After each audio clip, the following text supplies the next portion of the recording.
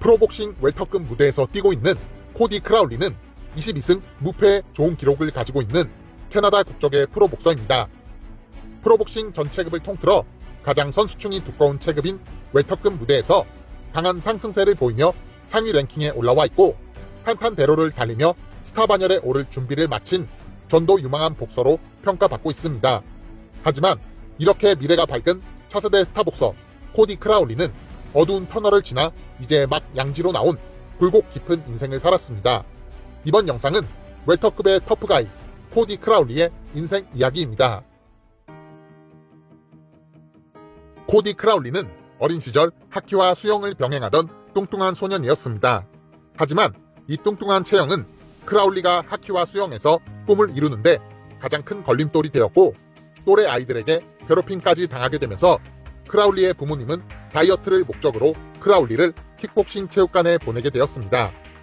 크라울리는 킥복싱을 배우기 시작하며 체중이 급격하게 줄어들기 시작했고 하키에서는 좋은 퍼포먼스를 보여주었고 수영에서는 더 이상 상의 탈의를 할 때 창피함을 느끼지 않았다고 합니다. 체형이 점점 좋아지자 자신을 괴롭히던 또래 아이들도 더 이상 크라울리를 괴롭히지 않게 되면서 노력하면 인생이 좋아질 수도 있다는 것을 깨달았다고 합니다. 그리고 크라울리는 자신의 인생에 큰 변화를 주게 된 킥복싱에 매료되며 어린 시절 자신의 꿈이었던 하키와 수영을 포기하고 킥복싱에 매진하게 됩니다. 하지만 킥복싱에 특출난 재능이 보이지 않았고 15살 때 첫 시합에 나가 여자와의 대결에서 패배를 당하게 되며 바지에 오줌을 싸는 굴욕을 맛보게 되었다고 합니다. 하지만 노력의 참맛을 알고 있었던 크라울리는 킥복싱에 올인하며 매우 하드한 일정을 소화해내며 강해지기 시작합니다. 새벽 5시에 일어나 헬스장에서 웨이트를 했고 학업이 끝난 방과 후 피터버러에서 토론토까지 1시간 30분을 부모님 차를 타고 이동해 3시간 동안 체육관에서 훈련 후 밤 10시쯤에 집에 도착해서 취침을 하는 힘든 일과를 보내게 되었습니다. 이 과정에서 크라울리는 자신의 스타일이 킥복싱보다 복싱에 더 적합하다는 생각을 하게 되었고 킥복싱에서 복싱으로 자신의 꿈을 재설정하게 되었습니다. 크라울리는 아마추어 복서로 활동하며 2번의 지역 챔피언십에서 우승을 거두었고 전국 대회에서도 입상을 거두고 국제 대회에도 출전해 동메달을 따내며 엄청난 노력으로 루저 같은 삶을 벗어나 복서로서 성공할 수 있는 기반을 마련하게 되었습니다.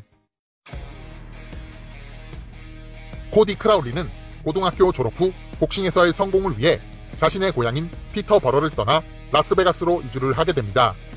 크라울리의 라스베가스 행은 그저 꿈만을 바라보며 내린 결정이었고 이 감성만 가득했던 결정은 큰 실패를 경험하게 만들었습니다. 크라울리는 학교를 다니지도 않았고 직업도 없었으며 플랜 B의 계획도 없었습니다. 오직 복싱만을 위해 고향인 피터버러를 떠나 라스베가스로 이주를 했지만 이 대책 없는 계획은 크라울리에게 큰 절망감을 안겨주게 됩니다. 어린 나이에 가족을 떠나 혼자 생활을 하게 되며 외로움이라는 적과 마주해야 했고 부모님의 서포트가 없이 혼자서 모든 것을 해결해야 했을 때 계획성 없이 질러버린 라스베가스 행은 크라울리를 정신적으로 힘들게 만들었습니다. 크라울리는 체육관 스파링 세션에서도 엄청나게 얻어맞았고 자신이 우물한 개구리였다는 것을 느꼈다고 합니다.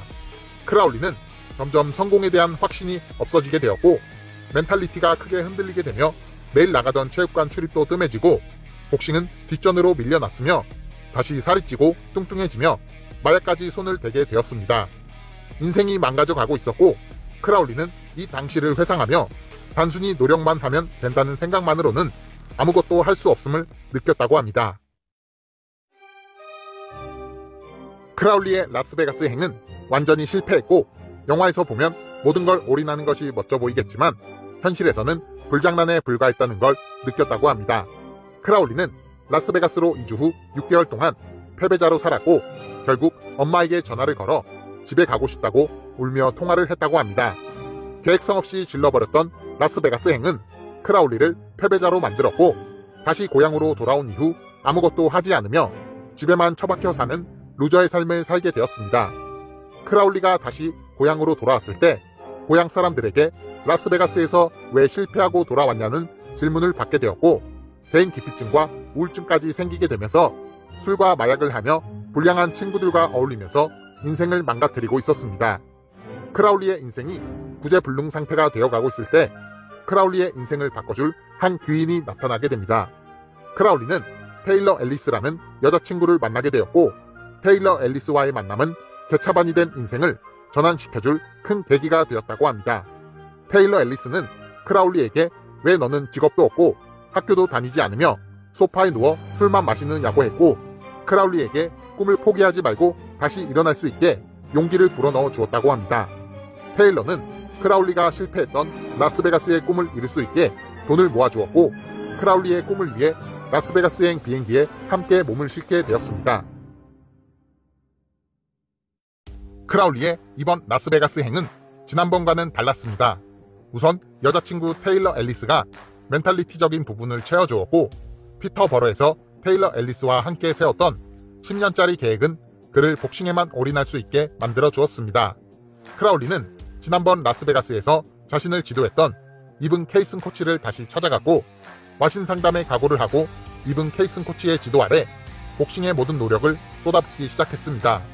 크라울리는 체육관이 오픈하기 30분 전에 나타나 미리 몸을 풀었고, 체육관에서 많은 시간과 노력을 쏟아부으며 노력에 노력을 더하기 시작했습니다.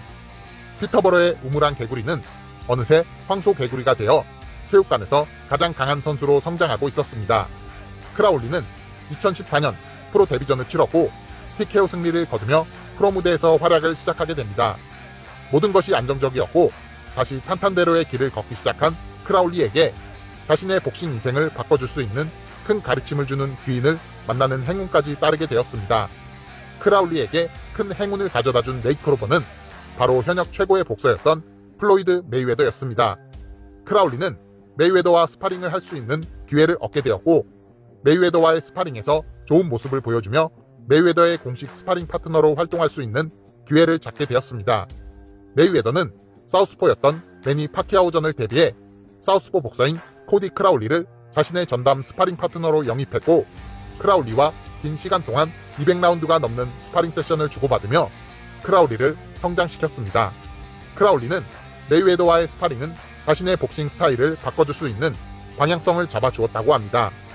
메이웨더와의 스파링 이후 근육과 힘은 아무 의미 없다는 것을 깨달았고, 끊임없이 상대를 속이고 함정을 설치해 빠지게 만들었고, 상대를 전략적으로 무너뜨리는 전술적인 부분이 중요하다는 것을 몸으로 배우게 되면서 1차원적으로 했던 복싱을 조금 더 고급화시킬 수 있는 중요한 배움이 되었다고 얘기하였습니다. 코디 크라울리는 메이웨더가 첫 1라운드 동안 상대의 스타일을 빠르게 파악하고 그에 맞게 전술을 설정하는 것을 보았고, 메이웨더와의 스파링 이후 1라운드 탐색전의 중요함을 깨달았고, 메이웨더처럼 1라운드 탐색전 이후 게임 플랜을 맞춰 세우는 방식을 익히게 되었다고 합니다. 메이웨더와 긴 스파링 일정을 통해 각성을 하게 된 크라울리는 거침없는 질주를 하게 됩니다. 2014년부터 2020년까지 19연승을 거두며 프로복싱 웰터급 상위권 무대의 문턱에 서게 되었고, 2021년 12월 웰터급의 특급 강자인 쿠드라틸로 압두 콰커로프와 2022년 4월 세계 타이틀 도전 경험이 있는 강자인 호세시토 로페즈마저 꺾으며 웰터급 상위권 무대에 안착하게 되었습니다. 하지만 어느새 세계 타이틀전을 바라볼 수 있는 위치에 서게 된 코디 크라울리에게 다시 한번 멘탈리티를 흔들어 놓을 충격적인 소식이 전해지게 되었습니다. 2022년 6월 코디 크라울리의 아버지는 스스로 목숨을 끊었습니다. 아버지의 죽음은 단단하게 붙잡아 놓았던 크라울리의 멘탈을 산산조각 내버렸습니다. 크라울리의 아버지는 크라울리의 든든한 조력자였고 가장 큰 팬이었습니다.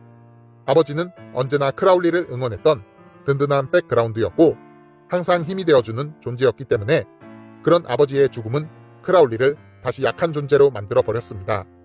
크라울리는 아버지가 자신을 사랑한다는 것을 알고 있었지만 사랑을 받기만 했고 아버지에게 사랑을 표현하지 못했던 게 후회되고 괴로웠다고 합니다. 그리고 크라울리는 또다시 술을 입에 대기 시작했고 우울증이 찾아왔으며 시도 때도 없이 자살 생각을 하게 되었다고 합니다. 그런 크라울리를 다시 일으켜 세운 건 그의 어머니였습니다. 어머니는 항상 크라울리에게 사랑을 쏟아붓던 존재였고 아버지의 죽음 이후 했던 후회를 되풀이하지 않기 위해 다시 일어나 훈련을 하기 시작했습니다. 그리고 크라울리는 아버지의 죽음을 통해 자신의 아버지와 같은 상황에 처한 다른 사람들을 돕기 위해 자살에 대한 경각심을 높이자라는 슬로건으로 모금 캠페인을 하기 시작했고 이 캠페인을 통해 벌어들인 금액으로 정신건강 문제로 힘들어하는 사람들을 돕기 시작했습니다. 이렇게 크라울리는 아버지의 죽음을 통해 흔들렸던 멘탈을 어머니를 생각하며 다시 멘탈을 부여잡고 일어났고, 아버지를 기리기 위해 캠페인을 벌이면서 더 단단한 멘탈을 가지며 앞으로 나아갈 수 있게 되었습니다.